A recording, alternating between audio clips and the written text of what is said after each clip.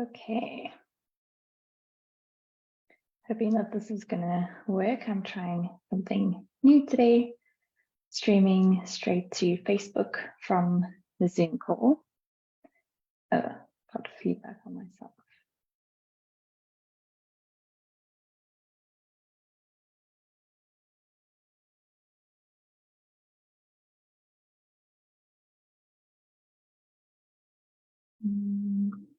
Maybe if I just do that, I think I just put the sound off, so hopefully that still works.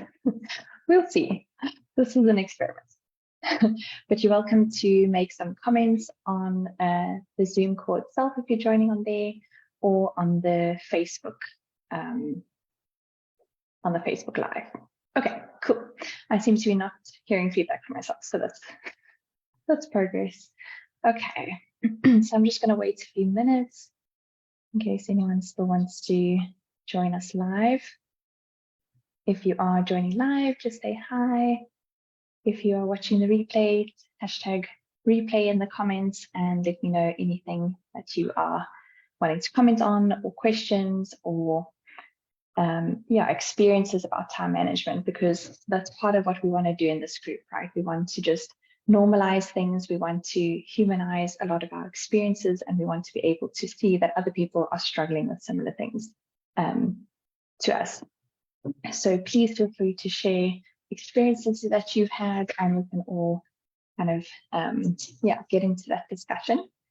And again, for those of you who don't know me, I'm Sarah. I am a stress management, I want to say sleep, stress management and recovery coach. So I talk about all things health and recovery, and I specifically love working with females in healthcare. So today we're talking about time management, and the reason for that is that I have gotten a lot of feedback about time management being one of the things that clinicians tend to struggle with. So that's why this is one of the live topics that I've chosen. And that's why I was also curious, and you can put your thoughts in the comments as well. I was just curious what exactly we mean when we're talking about time management issues, because it's a very blanket term, and a lot of things can almost be disguised as time management problems. So I just want to quickly check that.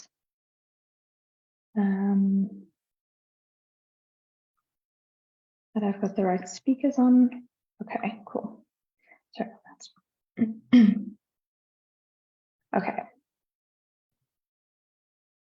So yeah, as I was saying, there are a lot of things that kind of we talk about as time management issues. And I just want to get really clear on what those actually are.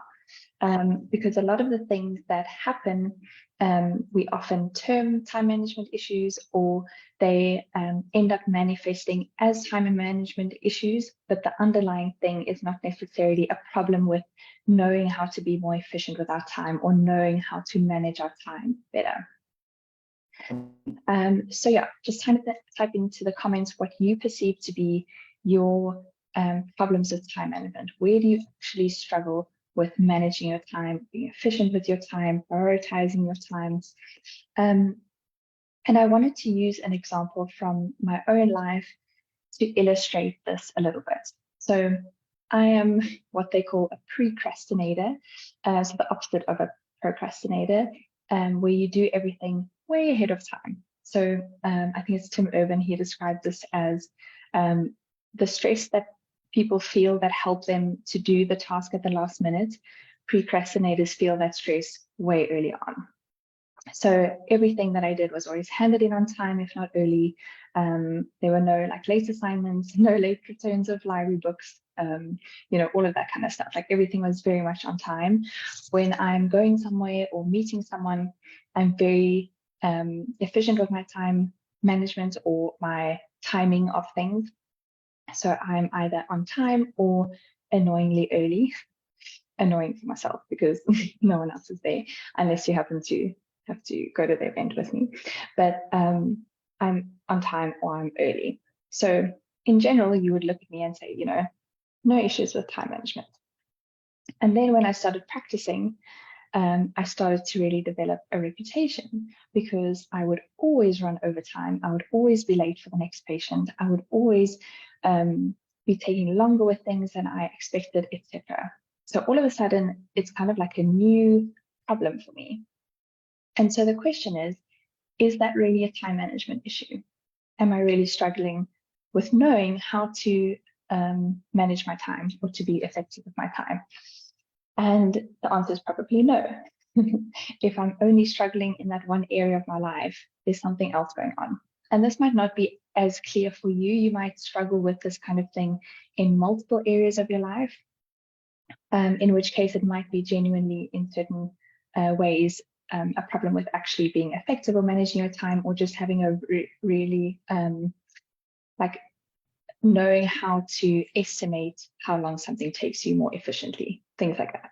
So for you, it might be more across the board, but you can still get very curious about what are the things, what are the situations where you tend to be able to manage time quite efficiently and things go well and you do things on time, and where are the areas of your life that it tends to be an issue, and start to get curious about what are the characteristics of the situations that actually where you are less efficient with your time or manage your time less well. Speaking of time management, another area that I struggle is things like this, where I just tend to go on longer than I can. So I'm going to try and be efficient with time today and end on the half hour at the latest. Okay, so let me just take a sip of my tea. So yeah, just getting curious about that, and I'd love to hear your feedback on like, where do you struggle with time and where does it not seem to be an issue? Because that's when we can really start to gather some information and see like what is actually happening. So I wanted to point out something else with regards to my example that I gave. So my explanation for this situation was that where I'm kind of running late with patients all the time. My explanation for that was I'm just too nice. That sounds familiar. I'm just too nice. I just always want to give the best to my patients. I just want to like give them everything. I want to do my best. I want to do everything really well. And it sounds really noble, right? And if you struggle with the things like people pleasing or perfectionism, this is a narrative that comes up a lot. We secretly talk about it like it's a noble thing, like I'm just such a nice person, or I just want to do things really well. I just want to do things really perfectly. And if you're feeling called out, please don't stress. Like this is, these are things that I hear a lot. There's not just one person that's saying these kinds of things, and I used to say this a lot as well. But think about this. If it is your habitual way of behaving, in other words, you literally feel like you don't have a choice in how you're behaving. You literally couldn't behave any other way. It's not some noble choice that you made. It's a protective behavior. And usually it's a protective behavior against the uncomfortable emotions of disappointing others or making other people angry, the uncomfortable emotions of feeling like you didn't do as good of a job as you would have liked to. Things like setting boundaries, discomfort at setting boundaries, managing your own emotions and thoughts about a specific. Oh, Hannah, hello. Feeling noble. Exactly. I'd love to hear your thoughts on that, Han. So yeah, things like people pleasing and perfectionism, we really think of like it's just this noble thing that I'm doing, and I'm just too nice and I'm just too good. I just like to do things so perfectly. And one of the things that I want to point out with that is that if you are treating it as something noble, if you're treating it as something that is just such a good thing about you, you're not going to be very motivated to change that. And let's be honest about it, it is causing suffering in your life. So Brene Brown, someone knows Brene Brown, don't need to explain. But she always talks about like people who have very strong boundaries are the most compassionate people. And that healthy striving and a spirit of excellence is not the same thing as perfectionism. So we tend to kind of conflate the two and we think of them as the same thing, but they are not. So this is not about like, oh, just, the quality of your work doesn't have to be great, or you don't have to be compassionate, all those things. Those things are not in opposition with each other. It's the habitual protective behaviors where we literally can't manage our own emotions, we can't manage this uncomfortable feelings, we can't set boundaries, we can't like regulate our own behavior. In other words, like choosing our own behavior regardless of what the other person, how the other person is going to act or what they would want from us. So that's the first part of that, is just getting really honest with ourselves about what our habitual ways of behaving are, and not thinking of them as these noble things that we went and chose, but they are actual habitual protective behaviors. So what tends to happen when people think about time management is they tend to think of like, this is everything that I want to do in my life. This is everything that I want to be. This is what I find important. This is what other people want from me. And I'm just going to find a way to fit all of that in. Like it just becomes a logistical problem. Like how can I take all of these things that I want to do and how can I squeeze them into my calendar and into my life? And firstly, if that sounds stressful or awful, yeah, it pretty much is. So that's when we often are searching for like tips and techniques and like a time management system and this software and that software, because we're trying to say, how can I take all these things and squeeze them into my life? So how can I fit everything that I want to do into my life without ever having to say no, without ever having to set boundaries, without ever having to sacrifice something that I actually wanted to do? How can I do it without having to prioritize and let go of things? So often we are not accepting the reality that our time is finite. So we only have a limited time on this earth. I apologize if that is the new information to you. And that sounds really depressing, right? Like, why is she talking about our life being limited? I get it. It sounds really depressing. But actually, when we accept the reality that we only have so much time, we get really serious about prioritizing that time. And we get really serious about not filling our life with everything that we perceive that others want of us. So that's the one side of it, is just realizing or accepting the reality that our life and our time is limited. Because often when we are trying to manage our time, we have this fantasy life that at some point, if we just manage our time really well, we will be able to do everything that is important to us. We will never have to say no to people. We'll never have to disappoint people. And that fantasy is what's keeping a lot of us really frustrated, resentful, rushing around trying to get everything done. And when we realize this is finite, we only have a limited amount of time, and I need to do a few things that I find so important to me and allow the rest to be good enough or never happen, or accept that it's just going to be not a part of my life. That is really hard. It's no wonder that we try and do the opposite, but it can actually be so freeing. It can actually be so psychologically peaceful to really accept the reality that we can't do everything. It's like that saying, you can do anything, but you can't do everything. So that's often where we're trying to get like tips and tricks of how can I just, make my time more efficient? How can I shave a few minutes off here? How can I optimize my morning routine so that I fit everything in my workouts and then my nutritious breakfast and all these kinds of things? And we're just trying to like cram everything into our lives. And it's not going to create the kind of life that is peaceful, that feels fulfilling, that feels meaningful, but it is going to require some difficult emotions, which is often what we're trying to avoid. Okay, so I will provide some tips and tricks, some actionable stuff, but I just wanted to frame this conversation a little bit broader, because I can go straight into tips and tricks and this technique on time and this software. But if we're not actually addressing what is the actual underlying problem, all those things are just going to fall flat. And we're just going to keep trying a new one. We're just going to keep reading this book and that book, trying this software, trying that software, buying a new planner, all those things. We're trying to solve it with a technical solution, when really there are other things going on. Okay. So let me know if any of that, if you recognize yourself in any of those.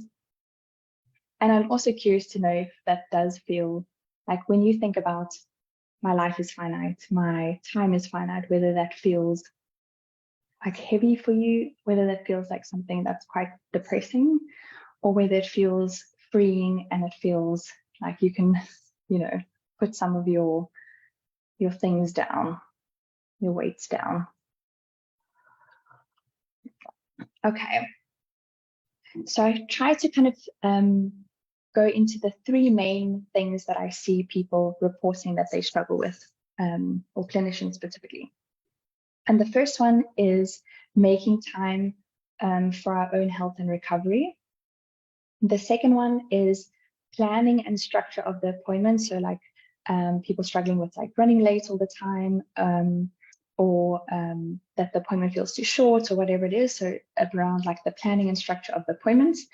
And then procrastinating on things, like maybe it's a patient report that you have to write, or something to do with your continuing development that you are procrastinating on, or just in your personal life as well. So those are the three main things that I've heard from you guys that you struggle with. If there's something that I don't mention, please let me know, because then we can go a little bit further into that as well. And let me know if there's one of these that you tend to struggle with the most. Okay. So the first one, a lot of us feel like we don't have enough time for our own health and recovery. And I appreciate a lot of the way that a lot of you described this, which was more, I don't prioritize my own health and recovery, which is a really important distinction, right? Because we can often say, like, I don't have time for this, I don't have time for that. But if you think about it, when we really have to make time for something, we will make time for that thing. When we really have to make a plan, we will make a plan, right? It's usually a problem with not prioritizing that thing, not that we don't have enough time, in the sense that everyone has the same amount of time, right? But we all choose how we spend it. We all choose what we prioritize over other things. And I want to say that in the sense that it's okay if you don't prioritize it, right? I don't have any, I'm not shaming people for not prioritizing their health and recovery. I don't think that you're morally superior if you are healthy and you're prioritizing your health, etc. So it's not a judgment or shame thing. It's just a talking about it in a way that accepts the reality of the situation and takes ownership of it. And we could go, or there could be so many situations where we say, like, but I don't have a choice, right? Maybe you have children. Happy Mother's Day, by the way, to all the moms in the group. Maybe you have children, right? And you say, like, but I have to do X, Y, Z for my kids. Like, yes, but let's be clear that you chose that you have children. Same thing as if I have a job, I can say, I often feel like I would like to work less hours, but I can't in my work situation, right? So I can say, I don't have a choice. My work hours are my work hours. I can't change that. I'm not the boss of the practice, right? Yes, but I chose to work at the practice. I can still choose to leave at any time I want. That's not the point. Just because you chose something, or just because you chose to do it in a specific way, doesn't mean you always have to commit to doing that in that specific way forever, right?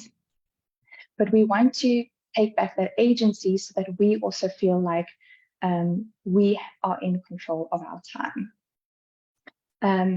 So part of that is just realizing, like, if we change the language to that is just not my priority right now, and that can be totally okay, right? If your family, if your child is your priority right now, that is 100% okay. Like, other things can fall by the wayside. I am not going to judge you for that, and no one in this group is going to judge you for that. But let's be clear in the language that we do have a choice when it comes to what we prioritize over other things.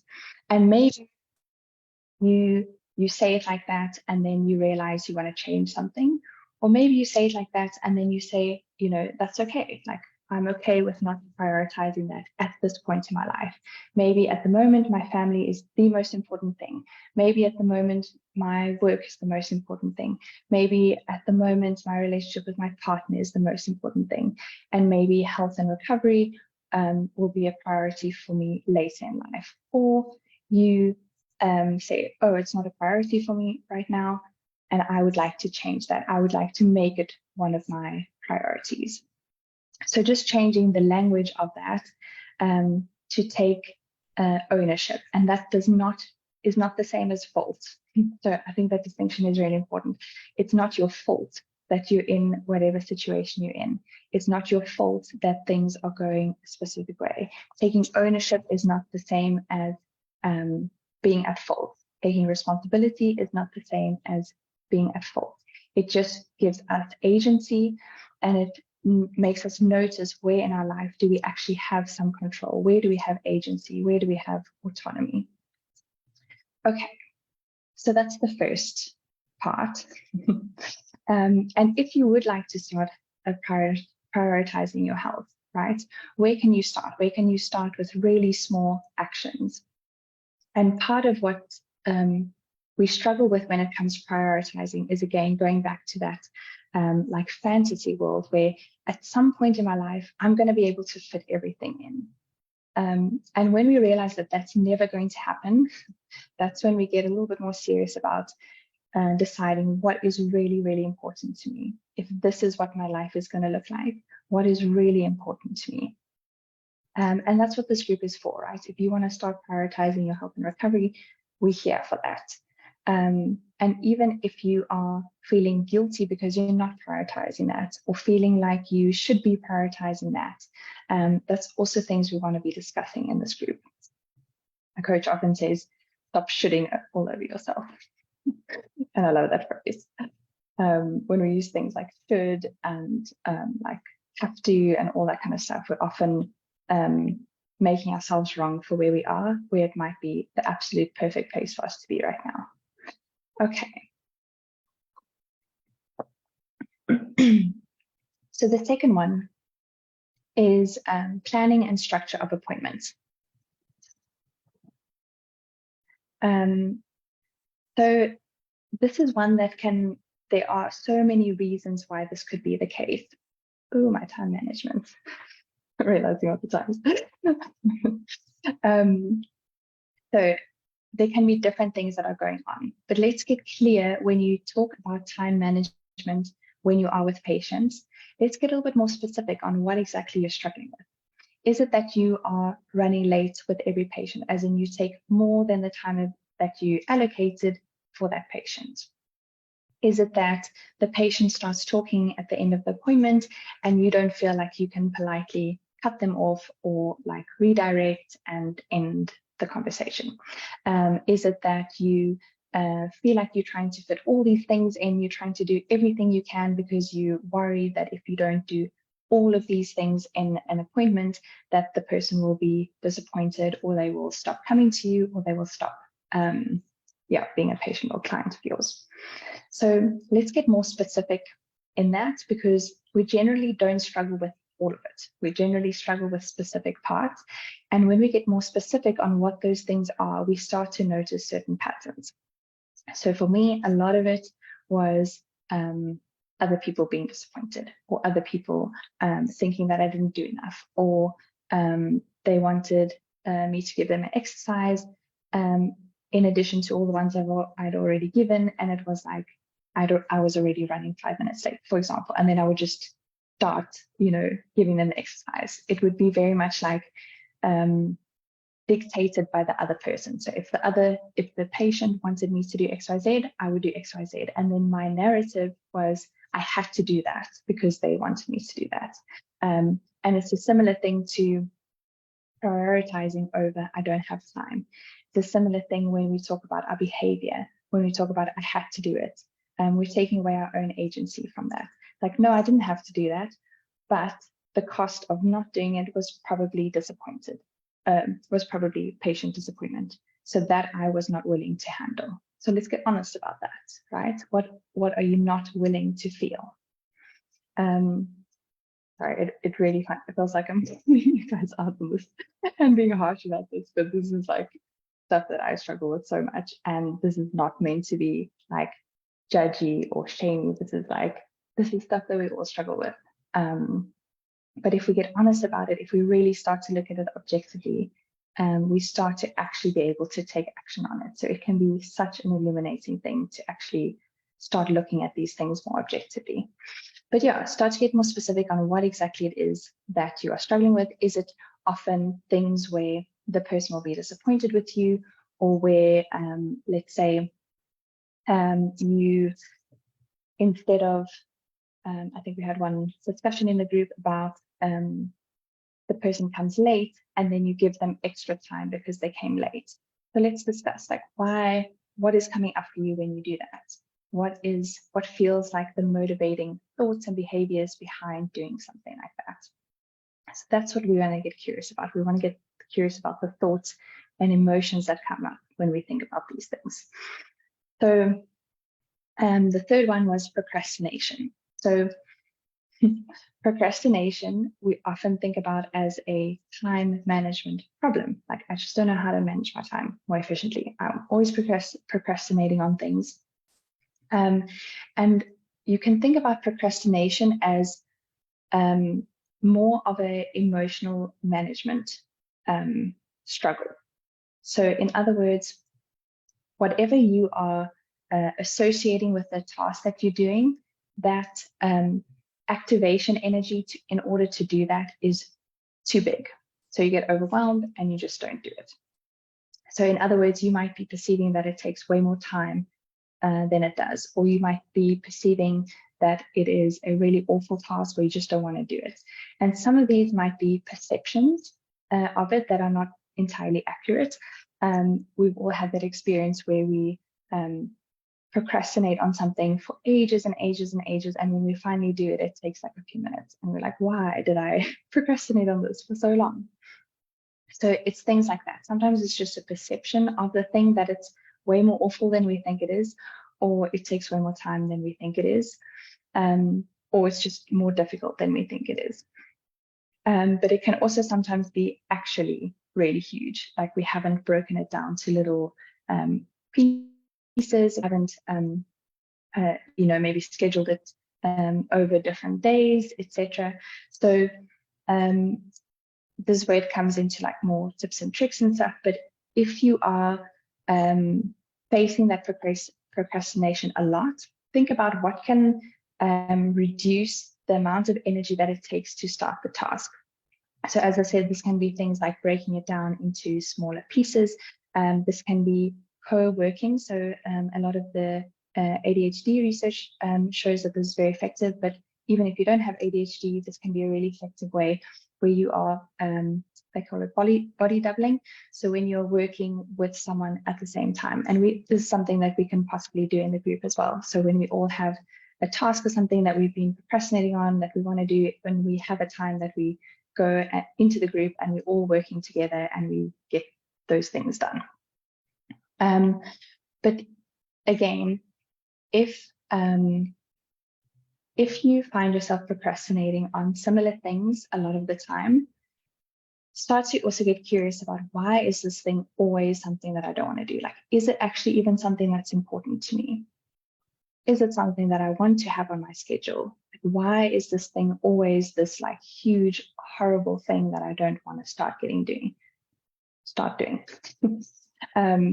So there can be like more kind of deeper underlying reasons for that you can get curious about. And sometimes it's literally just, doing the kind of small tips and tricks to get that thing just less overwhelming.